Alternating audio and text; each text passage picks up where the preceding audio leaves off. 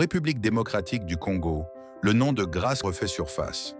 Une figure marquante de la scène religieuse congolaise, longtemps connue pour son engagement spirituel et son franc-parler, revient aujourd'hui au cœur de l'actualité nationale. Mais que se passe-t-il réellement? Pourquoi tant de rumeurs, de silences et de révélations autour de cette femme de foi? Et quand je me suis lancée, directement, en fait, c'est comme si je disais à Dieu, je te fais confiance. Et on n'a pas le droit d'échouer. Et directement, c'était ça.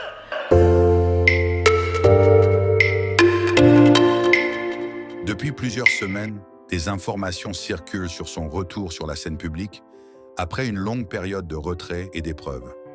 Grace Coutinho, fille du célèbre pasteur Floribert Coutinho, porte aujourd'hui un message fort. Réconcilier le peuple congolais avec lui-même dans un contexte de crise, d'instabilité et de doute profond. À travers ses prises de parole, elle interpelle les dirigeants, les croyants, mais aussi la jeunesse, sur la nécessité de l'unité nationale, de la justice sociale et du courage moral. Un appel puissant dans un pays où les blessures du passé peinent encore à se refermer. Mais derrière cette réapparition, plusieurs observateurs s'interrogent. Est-ce un simple retour spirituel?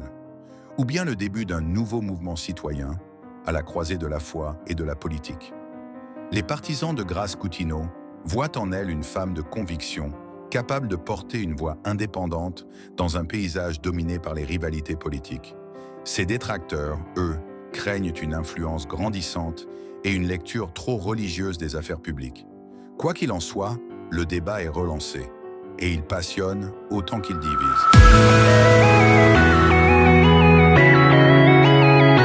Pendant que le pays affronte des défis majeurs, à l'Est, dans la gouvernance et dans la lutte pour la vérité, des figures comme Grace Coutinho rappellent une chose essentielle.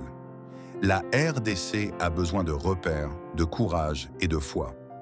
Et si, au-delà des polémiques, ce retour marquait une nouvelle ère d'engagement spirituel et citoyen? Une ère où la voix des femmes, longtemps étouffée, reprendrait toute sa place dans la construction du Congo de demain. L'arrestation de papa a une influence positive sur le pasteur Grace, sur son ministère. Plus elle grandit, plus elle a conscience des choses.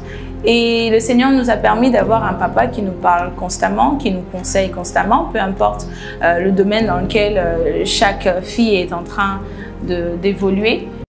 Ici, Gino Media. Un TV, votre média engagé pour la vérité et la justice. Abonnez-vous, partagez cette vidéo et restez connectés pour nos prochaines analyses sur l'actualité de la RDC et du continent africain. Parce qu'informer, c'est déjà résister. Gino Media, un TV, la vérité sans détour.